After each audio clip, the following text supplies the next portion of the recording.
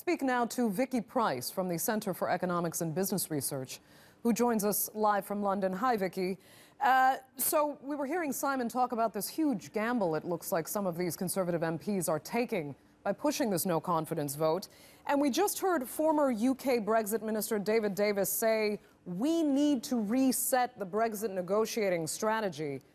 How so? The EU has said there is no more negotiating. This is the deal. Take it or leave it. So what are these opposing MPs to Theresa May really thinking they can do at this point?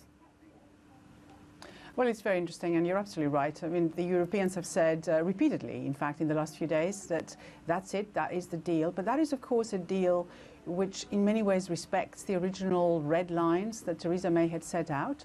Of course, for those who would like to remain, and not the ones that are now involved in this confidence vote, but those who would like to remain, they do believe that those red lines were very tough, and therefore it led us in a situation where we're not getting the benefits for the UK economy that we should otherwise have got, either through a better, softer deal or through eventually giving up and remaining in the EU. After all, what this particular vote of confidence in the Prime Minister from her own party it will do, even if she gets, in fact, the backing of the majority of her MPs, it will weaken her. So the chances of either a referendum or a no deal, interestingly enough, both opposing situations that we might find ourselves in, have increased as a result. Because she won't be able, or anyone would be able, to seriously renegotiate anything much except the words in the political agreement, or declaration, which might give you a little bit of confidence to people, but we know the objections are very strong. So the most likely is that even if she stays there, weakened, because she's had this attack on her, if you like, we might get, in the end, through a process of running out of time, needing to have, in order to avoid a no deal, an extension of Article 50. And during that extension, there could indeed be a referendum. So there is a lot that can happen.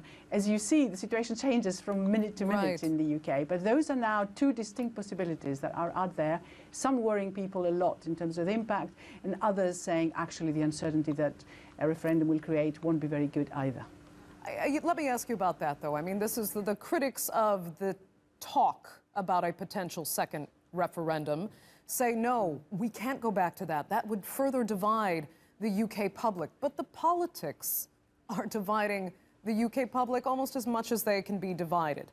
Why try to avoid a second referendum, which would at least give the UK public a chance to know exactly what they're voting on and give them a chance to decide on that basis? You're absolutely right. It does make a lot of sense. And what people are writing about now is that perhaps the only way that Theresa May, if she remains the leader, will be able to get through this impasse that exists at present, she can't get anything through Parliament, is through another referendum and saying, look, I've tried my best. She's already been saying today, and I devoted all my time to get this deal for you, as if it's a personal thing. It should be for the nation. She should then say, is that what you want? Do you want my deal? The Parliament doesn't seem to quite like it. Or do you want a no deal? Or do you want an actual referendum, or remain, in fact, in the EU? And I think people can vote on that. Because without that, even if she pushes things through, there will still be huge divisions in the country and in Parliament that persist. Indeed. Okay, Vicky Pryce, we will have to leave it there. Thank you so much for joining us from London.